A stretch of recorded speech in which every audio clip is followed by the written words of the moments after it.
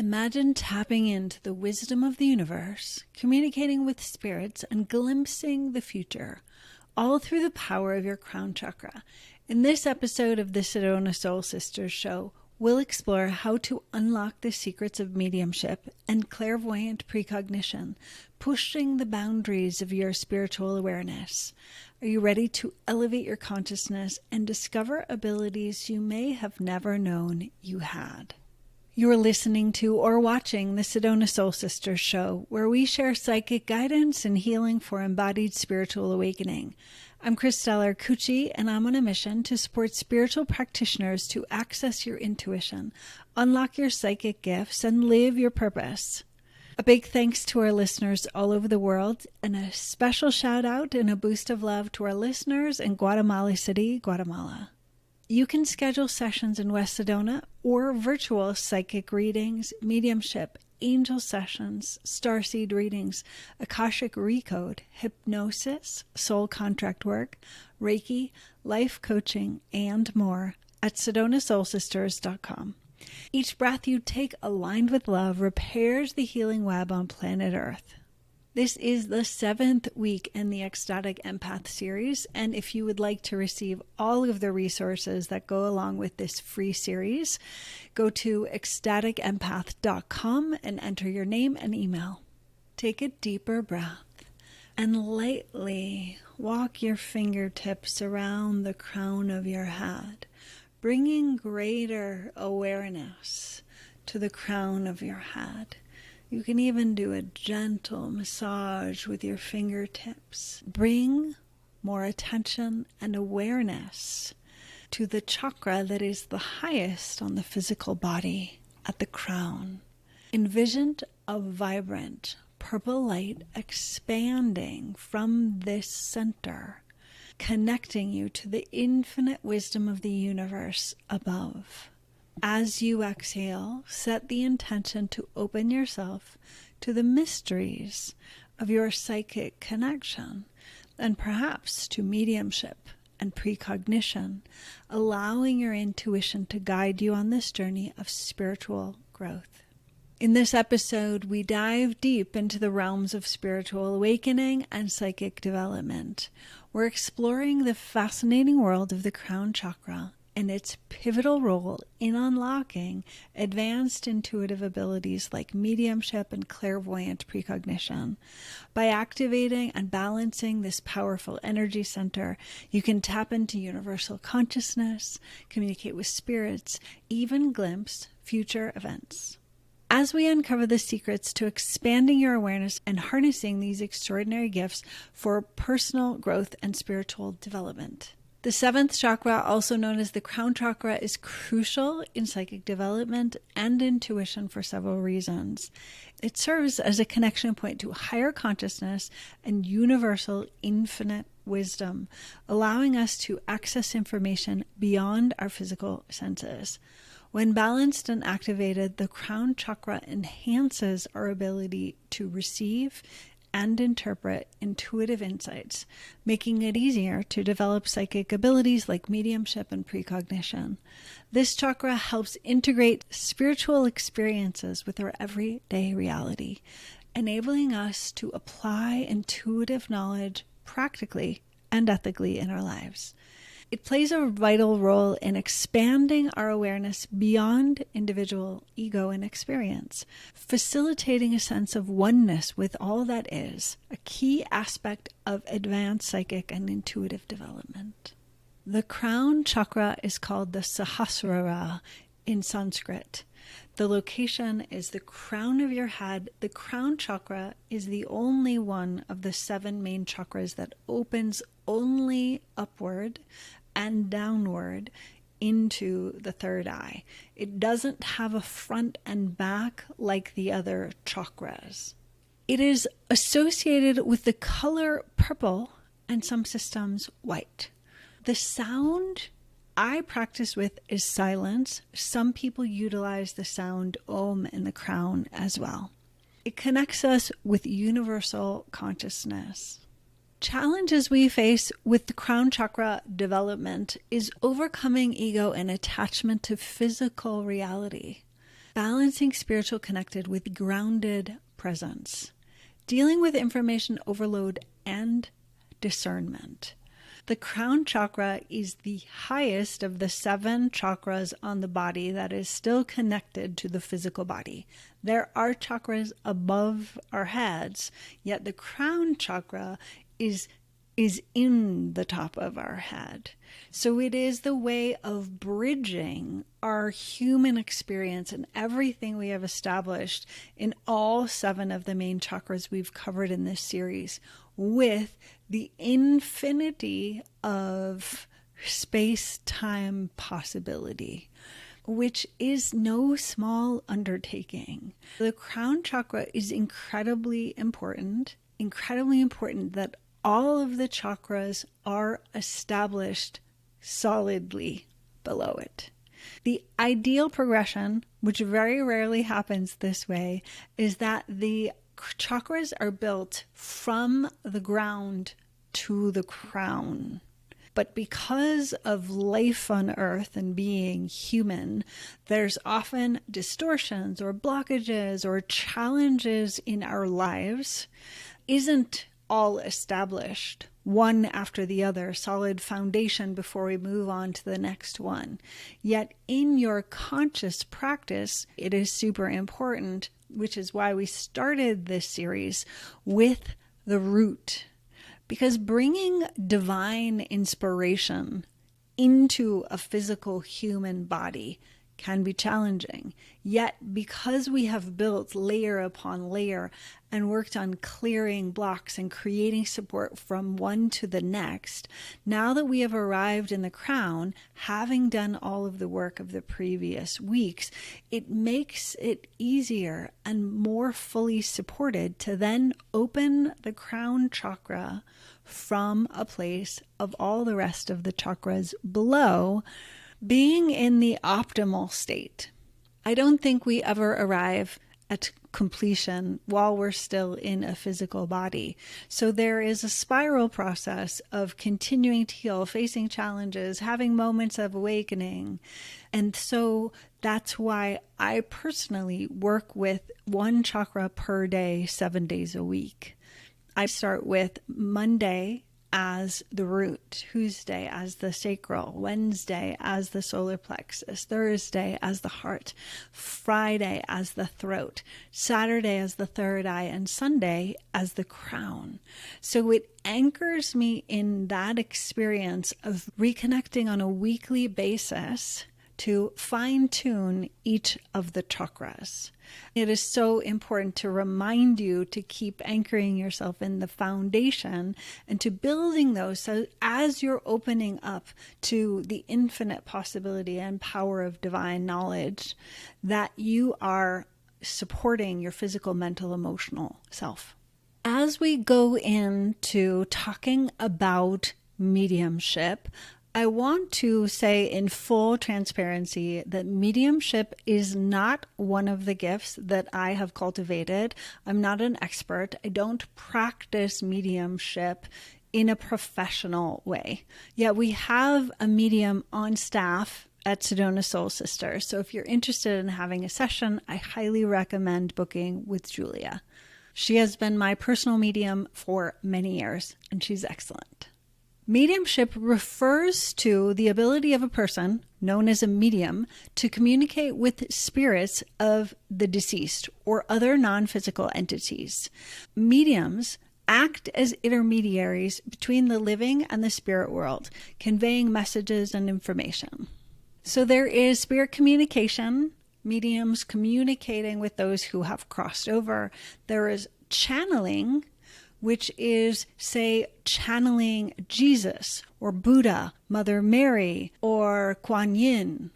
There's mental mediumship, which is receiving messages, and often those can happen through many of the different psychic channels that we've spoken about. Some people, they hear the messages. Some people, they see the messages. Some people, it's an experience of information that happens in the body. So many of the different types of psychic intuition that we have talked about, mediums will use, yet it's coming from a specific source. For example, if I wanted to communicate with my sister or my father who has crossed over, I could work with a medium who is going to turn the dial, so to speak, to my sister or my father, rather than when I am in practice. I am predominantly working through the Akashic Records, which is a massive library of information. There are times when I will receive messages from people who have crossed over, but I'm not exclusively tuning into that channel. Sometimes it happens, but that is not the practice that I have cultivated. I haven't built that muscle of mediumship. And there's different techniques of communicating mediumship. Automatic writing is a practice that can be mediumship. Esther Hicks, as a very well-known medium of the group of spirits called Abraham. And there have been many different very famous mediums throughout time. And like all of the practices we've talked about in this series, it's important to build and establish those muscles for yourself. And it's also important to have boundaries. So mediumship, like all of the psychic gifts, you don't want to just leave it on all of the time. One of my clients who channels information and is a medium, it's a natural gift that he has.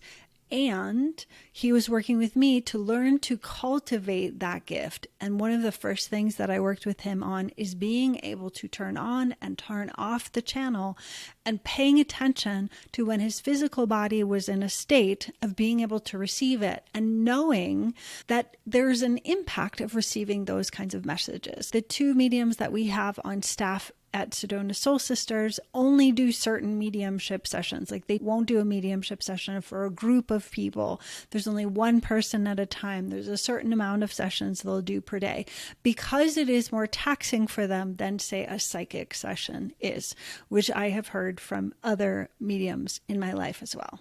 So knowing if it is a practice you are going to work on and cultivating in your own life, that you want to build those muscles, have practices to clear your own channels, clear your own physical, mental, emotional body when turning on the channel, when turning off the channel, and clearing the space and going from there. We spoke a little bit last week about clairvoyant precognition. So that is ability to predict the future.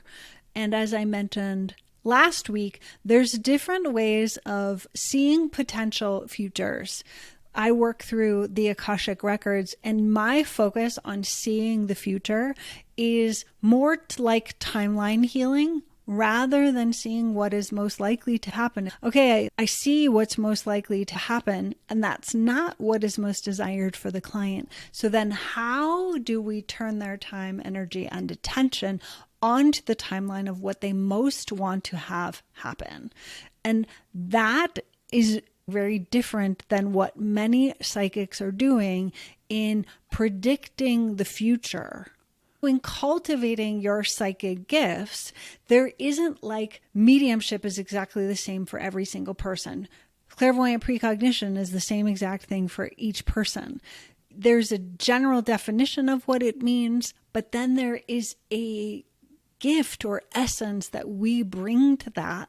Like my work with precognition is more about seeing the future, but then creating the future rather than seeing what's most likely to happen. Like all of the psychic gifts, it is so important to be clear what the challenges are and what the gifts are.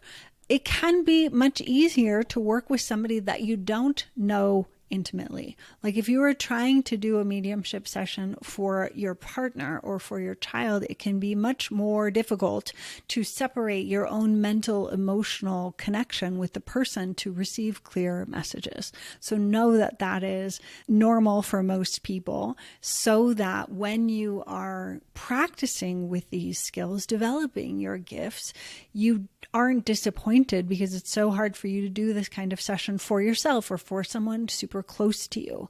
The clearer the channel you are to not having preconceived ideas of what's going to happen in the session, what information you're going to receive, what information you want to receive, that you can simply open the channel, open the crown chakra to receive the information and communicate it in the best way possible.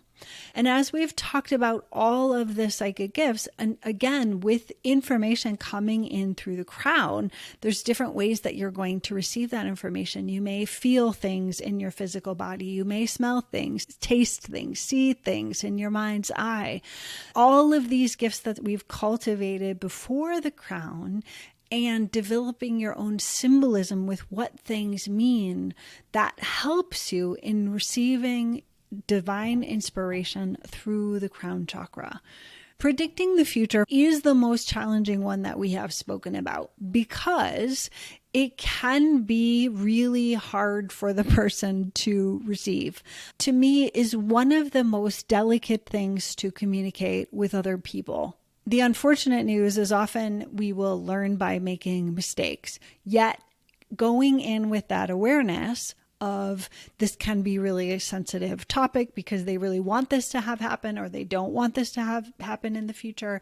And so how you share the information can be really harmful to someone or it can be really supportive to someone. So you want to communicate in the best possible way. This next story, some people may not relate to because I am a woman who has never wanted children. When I was about 25, I went to a Vedic astrologer who told me I was going to have 2 children. And I already mentioned I never wanted children. So when I heard this information, I was devastated and I left. And for days, I was depressed and distraught until a few days later when I realized, wait a minute. This is a wake-up call for me to be much more careful than I was at the time about creating a different experience so that I would be much less likely to get pregnant. I play a massive role in how that happens or doesn't happen. The way that he delivered that information was like it was final. It was destined. It was going to be no matter what I did. And I wasn't in a very good mental state because I'd had several family crises that had happened and my father had died. So I was not in a great emotional mental state, which is why it took me a few days to be like, wait a second, this is a wake-up call for me to take charge of being much more careful about my practices in relationship to sex and pregnancy. Which of course put me back into feeling empowered about what is unfolding in my life. So this is important in how you share this information. If you are doing this in a professional setting and people are paying for it, then you know they want the information, but also how you deliver it is really important.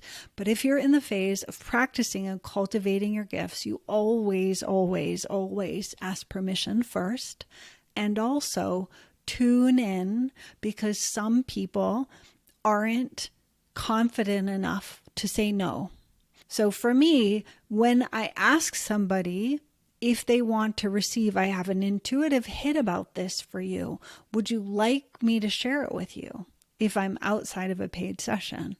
And they say yes, but my energetic feeling is they mean no, then I will redirect and not share the information.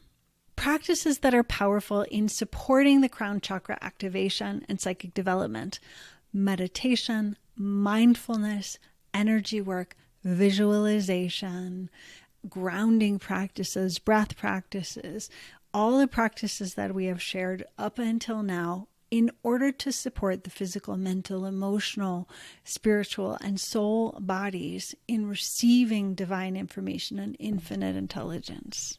A powerful way that you can practice mediumship without it being for a client is to tap into spiritual teachers or even humans that have crossed over. For example, you could go into a meditative state, perhaps sit with your journal or your audio recording device and tune in to anyone that has crossed over and ask for their inspiration and guidance and see what messages come through and get into the practice of not letting your conscious mind tell you it's not real. Just practice. It's like building a muscle. And then when you are complete with that practice, offer your gratitude and offering if that is part of your practice, and then close the channel. That is the easiest way to build the mediumship channel without it invading someone else's privacy, like doing mediumship for someone else. If you just go direct to the person, like Jesus, Buddha, Einstein, Tesla, anyone that you want to receive information and inspiration from, you can go into a more grounded, present state, ask to open the channel of mediumship, and then receive whatever information. And you can practice with different techniques. Writing and speaking are the primary ways to receive the information and record it to then listen to later and see if it resonates. That's an easy way to develop your practice, making sure to open the channel, offer thanks and gratitude and offering, and then close the channel, clear your energy, and carry on with your day. Practices to cultivate mediumship. Meditation, mindfulness is a powerful way to quiet the mind and increase your sensitivity to subtle energies. Develop present moment awareness to distinguish between internal thoughts and inspiration. Energy work is super important to clear your energy body and raise your frequency to be able to receive the information. Grounding and protection to maintain energetic balance. We've talked about in several of the episodes, symbol interpretation, and that is a personal relationship that you would start utilizing symbols that you would see, feel, sense, which mean certain things, which happens with time and with practice. But you can develop like your own symbol dictionary of when I see feathers, it means angels. When I see ladybugs, it means I'm on the right path. There's so many symbols that you can utilize to interpret the information, because with all of the psychic gifts, including mediumship, it isn't just like you receive the information perfectly as you would communicate it to someone else. There's some level of interpreting the information to share it with the person. That's part of bringing something from the infinite intelligence into and through our human bodies through language, which isn't easy or perfect. The more you practice, the stronger the muscles get. So having a daily practice. I work with a different chakra every day of the week. So if you work with certain spirit guides or angels or people who have crossed over, you can focus for 1 week at a time on working with Jesus or Mother Mary or Kuan Yin or Buddha or whoever. You can work with one per day of the week. You can work with one over a period of time and practice tuning in. As you develop the stronger relationship with these guides, with these master teachers who have crossed over, you will learn to tune into the frequency of their messages and deepen your trust in receiving your messages and your ability to interpret them. Learning to trust your initial impressions and not letting the override mind hijack you. Because so often we get a clear impression, but then the monkey mind jumps in to be like, well, I think you're making that up.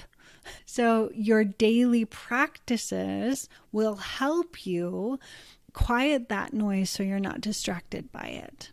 Then verifying the information, which there are many ways to do that. And that is super important, to verify the source of information that is coming through and making sure it is coming from the source that you most desire and not coming from a source that has less than good intentions. Spirits can mask themselves and make it appear that they are sharing a message from a certain source. So it's important to build those muscles when something doesn't feel right or something is off, is to know how to go through the verification process, as well as to kick any undesirable spirits off the channel. To just be like, you're out, no, and knowing how to do that. In cultivating clairvoyant precognition, we spoke about it last week with the third eye chakra, the Ajna chakra. Visualizing practices, activating and balancing the third eye practices are really helpful.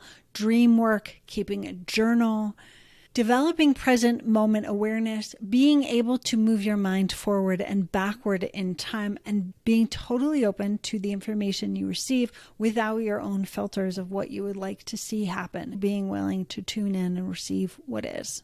Remember, it is so important to ground your body, protect your energy, and clear yourself after you have done all of these practices. And now moving into the self-inquiry questions. In what ways do you currently experience intuitive insight or spiritual connections? How will expanding your crown chakra awareness deepen these experiences? How does the concept of universal consciousness resonate with your personal spiritual beliefs? And where do you see potential for growth in this area? What fears or limiting beliefs might be holding you back from fully exploring your psychic abilities of mediumship or precognition? Embodied shadow work journal prompts. Reflect on a time when you received intuitive information, but you chose to ignore it. Explore the underlying reasons for this decision. Consider any patterns of self-doubt or fear of the unknown that may have influenced your choice. Imagine you suddenly developed strong precognitive abilities. Describe the ways in which you would utilize this gift to enhance your own life, the lives of those around you, and the greater good. See how it would benefit you, and also see the possible challenges. This question is a deep contemplative practice that will support you in cultivating your gifts and also in avoiding the challenges that may arise in expanding your psychic gifts. Thank you for being a part of our community. I'm honored to support your embodied spiritual awakening. Are you ready for a personalized rites of passage retreat in Sedona with me? The Rites of Passage is an extraordinary 2-day private retreat in Sedona designed to support your embodied spiritual awakening. The pressure of the current global challenges are calling spiritual practitioners to embrace purpose, power, and pleasure on a profound level. If you're passionate about awakening the divine within and ready to embody your legacy, step into leadership, and live your purpose, this in-person immersion is for you. Schedule your life-changing immersion at sedonasoulsisters.com/purpose. Leave a review and follow on your favorite podcast app. Until next time, breathe gently, listen to your guidance, and create miracles.